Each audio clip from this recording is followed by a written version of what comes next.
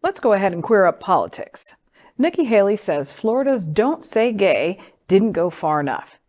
Stomping for votes in her long-shot bid for the Republican 2024 presidential nomination, former South Carolina governor and United Nations ambassador Nikki Haley is trying to prove she's just as anti-LGBTQ+ as Florida Governor Ron DeSantis, one of her likely challengers for the GOP nod.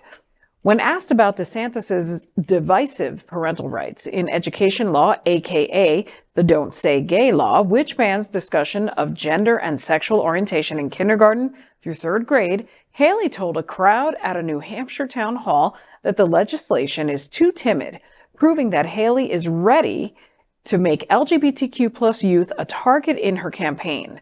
The politician gave an interview to FoxNews.com after the town hall, elaborating on her desire to make the mention of gay and transgender people verboten in elementary schools.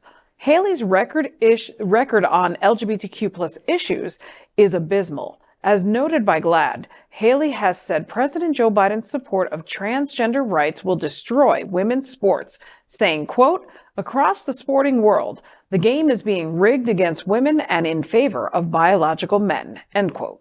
She also opposed marriage equality as both a South Carolina state representative and governor.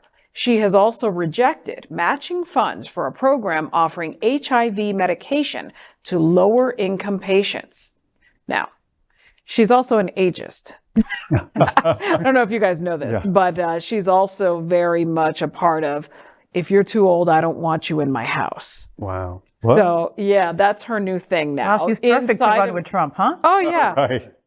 I don't get it. But yeah, in that town hall, there's a video clip, I believe you can probably find it on YouTube, where she's now saying, why are we going to have to require mental exams for some of these people that are with us here in the House and blah, blah, blah, blah, blah, blah, blah, blah, blah. She wants to mentally check Biden because he's 80. Yeah. Well, him and a bunch of other people. So she's like, I'm going to put this in place. I'm thinking, good luck, honey.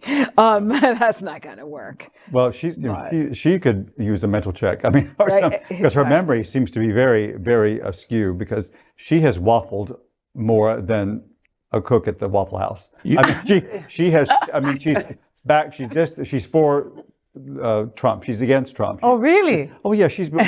She's a flip-flopper. She's been a Waffle House cook. I'm telling you. She said as recently as September that if Donald Trump said he was going to run for president, she would not run for re-election. For a second term, that she would not run, and that she supported him. He announced running 2 months later, and she did this last week what she did, which is announce for president.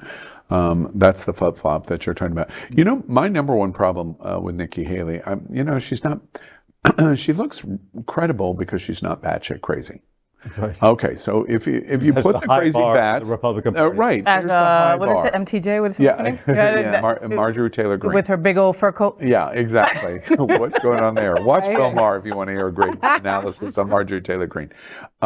The interesting thing to me about her is she proved at the United Nations really how dangerous she is, because she flip-flopped all over the place in the United Nations, and so Donald Trump craziness, her desire to appease him and he be the Lord and master of Nikki Haley's plantation in South Carolina.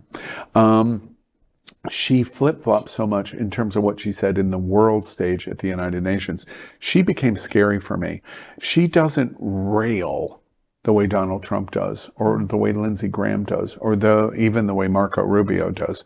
But she's equally dangerous, because if you do not listen to what she's saying carefully and where she is on that position and where it's going to change next, she's going to get you every single time, and that's what Nikki Haley is going to do. It's deceiving, that demeanor of a Mike Pence. Yeah, like I'm completely normal. This calm voice. I'm like, oh wow, that is scary. You have to watch the Stepford Wives motions very carefully. Very that. That's so true. LGBTQ plus news is vital for our community and for the broader world as a whole.